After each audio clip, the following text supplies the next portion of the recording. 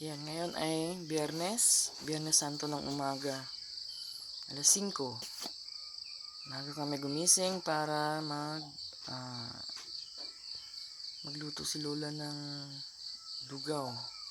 Yan ang aming pagkain sa maghapon.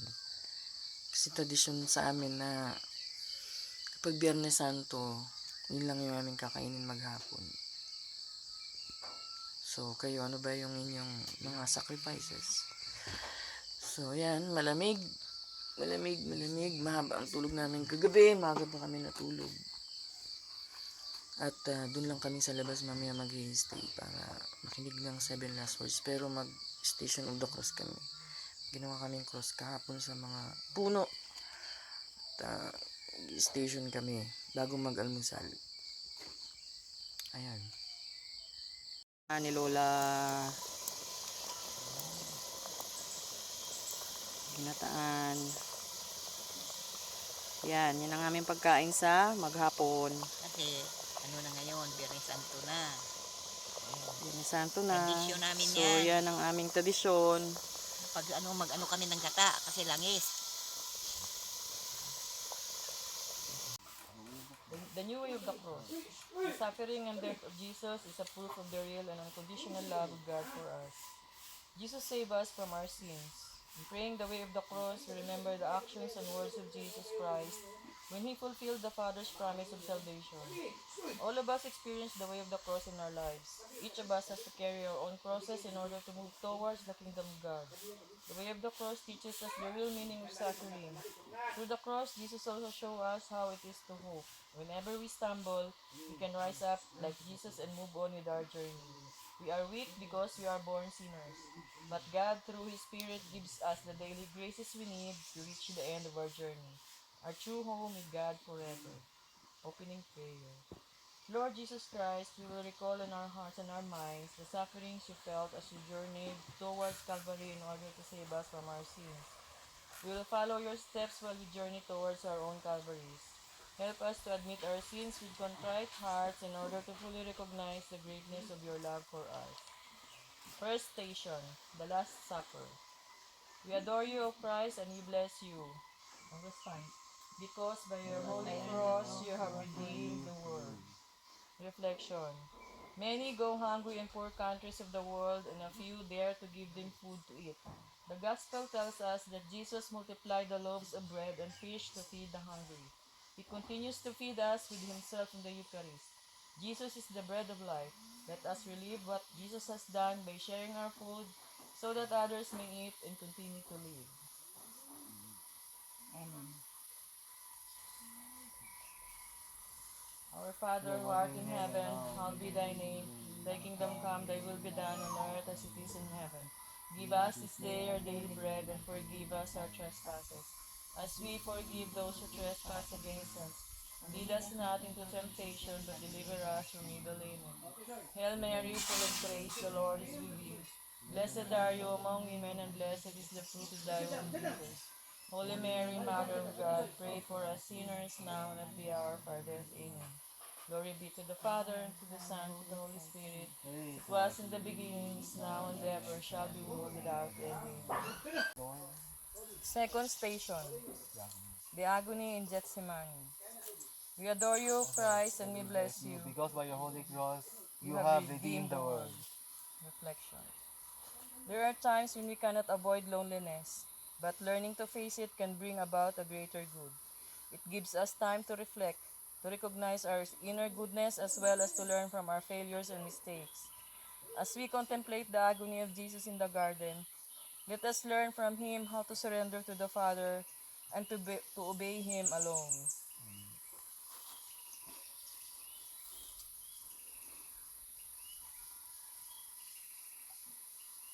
Our Father who art in heaven, hallowed be thy name. Thy kingdom come, thy will be done, on earth as it is in heaven. Give us this day our daily bread, and forgive us our trespasses, as we forgive those who trespass against us. Lead us not into temptation, but deliver us from evil. Amen. Hail Mary, full of grace, the Lord is with you. Blessed are you among women, and blessed is the fruit of thy womb, Jesus. Holy Mary, Mother of God, pray for us sinners now and at the hour of our death. Amen.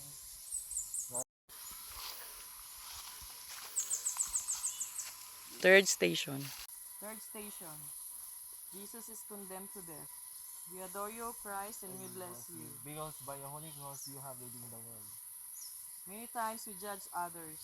Most often we judge them according to their physical appearance, not by their inner goodness. Many are condemned or maligned because of others' rash judgments. This happened to Jesus. Shall we do the same to our neighbors?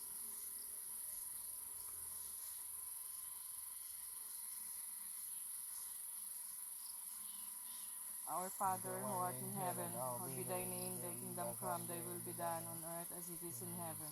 Give us this day our daily bread, and forgive us our trespasses, as we forgive those who trespass against us. Lead us not into temptation, but deliver us from evil. Amen. Hail Mary, full of grace, the Lord is with you. Blessed are you among women, and blessed is the fruit of thy womb, Jesus. Holy Mary, Mother of God, pray for us sinners, now and at the hour of our death. Amen. Glory be to the Father, and to the Son, and to the Holy Spirit, as it was in the beginning, is now, and ever shall be, world without end. Amen. Silong. Fourth station. Fourth station. Jesus is scourged and crowned with thorns. We adore you, Christ, and we bless you. Because by your holy cross you have redeemed the world. Jesus said, whatever you do to my brothers and sisters, you do it to me. We are hurting Jesus when we hurt our fellow human beings. We continue to hurt him whenever we refuse to repent and continue to commit the same sins again and again.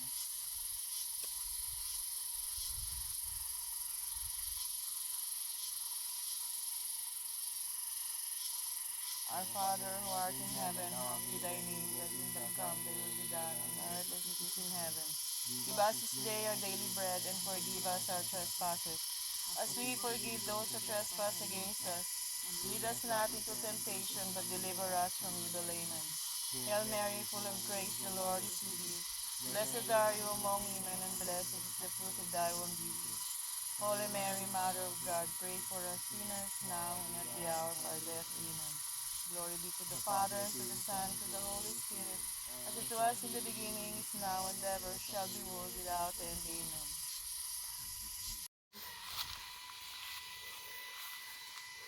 Fifth station. Fifth station. Jesus carries the cross. We adore you, Christ, and we bless you. Because by your holy cross you have redeemed the world. We must have a goal in life, a sense of direction, and a sense of responsibility. Our daily little process usually consists of our daily duties and responsibilities. If we patiently carry them out, we will find meaning even in difficult times and painful circumstances.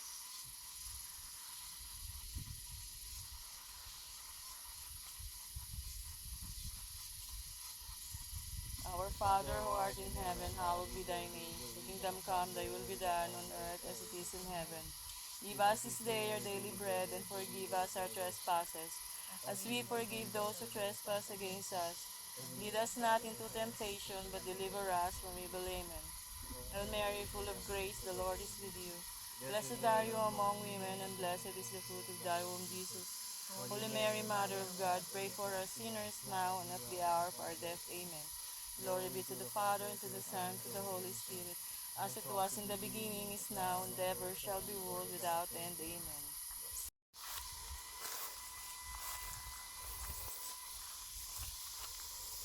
Sixth station. Sixth station. Jesus falls. We adore you, Christ, and we bless you. Because by your holy cross you have redeemed the world. Our lives consist of successes and failures, fears and joys, abundance and poverty. We do not live only in joy, or only in never-ending pain. God's desire is for us to live a meaningful life. He wants to see the fire of hope alive in us, in the midst of trials and difficulties.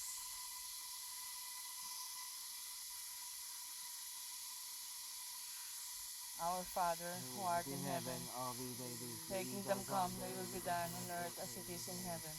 Give us this day our daily bread, and forgive us our trespasses, as we forgive those who trespass against us. Lead us not into temptation, but deliver us from evil. Amen. Hail Mary, full of grace, the Lord is with thee. Blessed are you among women, and blessed is the fruit of thy womb, Jesus. Holy Mary, Mother of God, pray for us sinners, now and at the hour of our death. Amen. Glory be to the Father, and to the Son, and to the Holy Spirit, as it was in the beginning, is now, and ever shall be, world without end. Amen.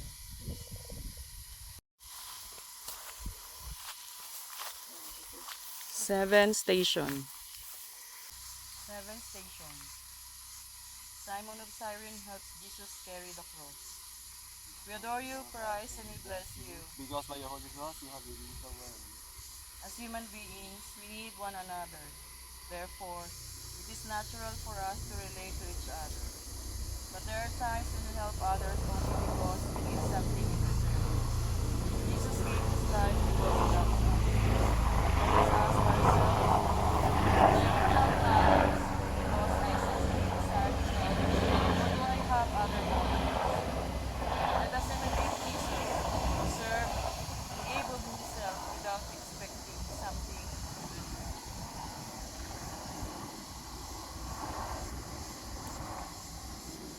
Our Father, who art in heaven, hallowed be thy name. Thy kingdom come, thy will be done on earth as it is in heaven.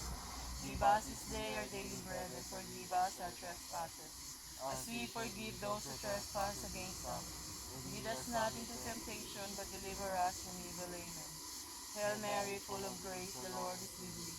Blessed are you among women, and blessed is the fruit of thy womb, Jesus. Holy Mary, Mother of God, pray for us sinners now and at the hour of our death. Amen.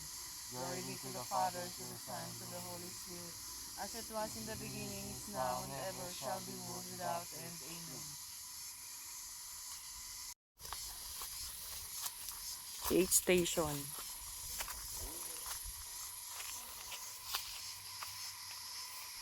Eighth station. Jesus meets the women of Jerusalem. We adore you, Christ, and we bless you. Because by your holy cross you have redeemed the world. Many times we compare ourselves to others. We tend to admire and make ourselves the standard in judging others. Yet each of us is unique. Each has her own God-given gifts, talents, and capabilities. Let us ask ourselves instead, what can I do for others?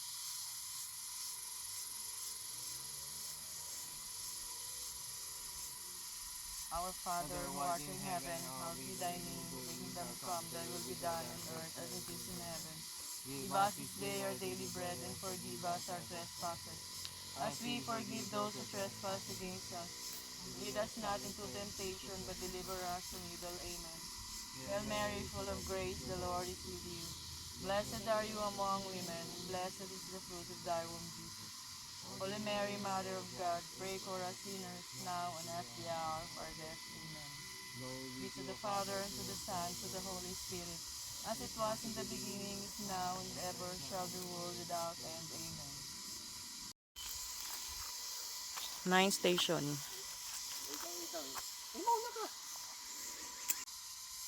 Ninth station. Jesus is stripped of his garment. We adore you, Christ, and we bless you. Because by your holy cross you have redeemed the world. We want to appear respectable and presentable. Our appearance is important to us. But let us look at Jesus, bloodied, wounded, and broken. There is nothing in him that would attract us. Yet, what he suffered are the consequences of his great love for us. Let us ask ourselves, what should I pay attention to? The external beauty or the beauty that radiates from a sincere heart?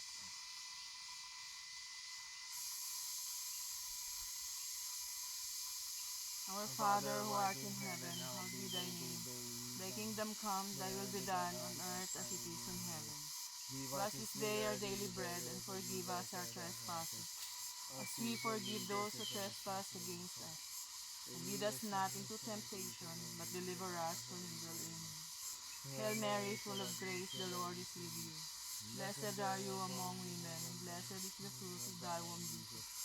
Holy Mary, Mother of God, pray for us sinners, now and at the hour of our death. Amen. Glory be to the Father, and to the Son, and to the Holy Spirit, as it was in the beginning, is now, and ever shall be, world without end. Amen.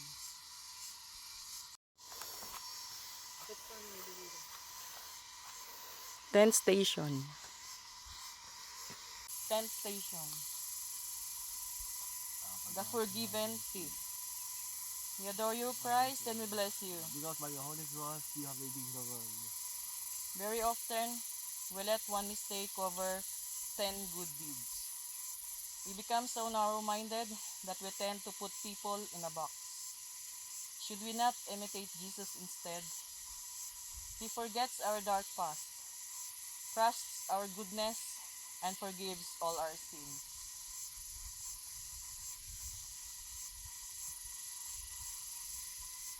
Our Father, who art in heaven, kingdom come, thy will be done on earth as it is in heaven. Give us this day our daily bread, and forgive us our trespasses, as we forgive those who trespass against us. Lead us not into temptation, but deliver us from evil. Amen. Hail Mary, full of grace, the Lord is with you.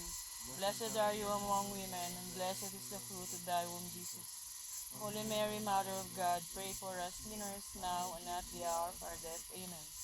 Glory be to the Father, and to the Son, and to the Holy Spirit, as it was in the beginning, is now, and ever shall be, world without end. Amen. 11th station.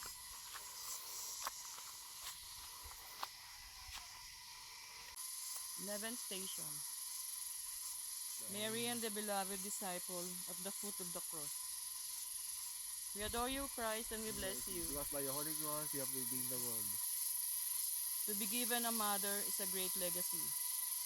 When Jesus entrusted Mary, his dear mother, to the disciple whom he loved, he was also giving her to us to be our mother. Let us always thank the Lord for giving her to us as our own mother.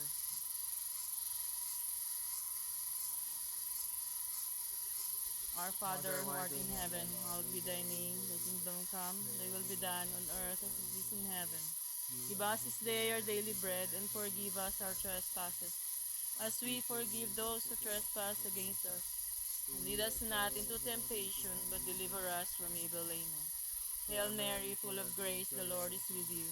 Blessed are you among women, blessed is the fruit of thy womb, Jesus. Holy Mary, Mother of God, pray for us sinners, now and at the hour of our death. Amen. Glory be to the Father, and to the Son, and to the Holy Spirit, as it was in the beginning, is now, and ever shall be, world without end. Amen. 12th station. 12th station. The death of Jesus. We adore you, Christ, and we bless you. Because by your holy cross you have redeemed the world. It is difficult to accept the death of one who is close to us. We feel lonely, depressed, and sometimes we give in to doubt. Why my beloved mother? Why my best friend? Why innocent people? Death, however, is the door to being with God forever.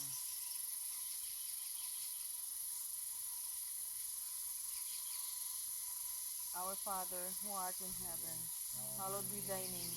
Thy kingdom come, thy will be done on earth as it is in heaven. Give us this day our daily bread, and forgive us our trespasses, as we forgive those who trespass against us. Lead us not into temptation, but deliver us from evil. Amen. Hail Mary, full of grace, the Lord is with you. Blessed are you among women, blessed is the fruit of thy womb, Jesus. Holy Mary, Mother of God, pray for us sinners, now and at the hour of our death. Amen. Glory be to the Father, to the Son, to the Holy Spirit, as it was in the beginning, is now, and ever shall be, world without end. Amen. 13th station. 13th station. Jesus is laid in the tomb. We adore you, Christ, and we bless you. Because by your holy cross you have redeemed the world. Sometimes we only realize the value of a person in our life when she is already gone. We are left only with memories of the person's words, actions, and examples. Even if Jesus went back to his Father, he left us his teachings and his works, which makes him very much alive to us. Yes, he lives even now. The good news that Jesus is risen and alive should be seen in our lives. Our Father, who art in heaven, hallowed be thy name, thy kingdom come, thy will be done on earth as it is in heaven. Give us this day our daily bread, and forgive us our trespasses, as we forgive those who trespass against us. And lead us not into temptation, but deliver us from evil. Amen. Hail Mary, full of grace, the Lord is with you. Blessed are you among women, blessed is the fruit of thy womb, Jesus. Holy Mary, Mother of God, pray for us sinners, now and at the hour of our death. Amen. Glory be to the Father, to the Son, to the Holy Spirit, as it was in the beginning, is now, and ever shall be, world without end. Amen. 14th station. 14th station. The resurrection of Jesus.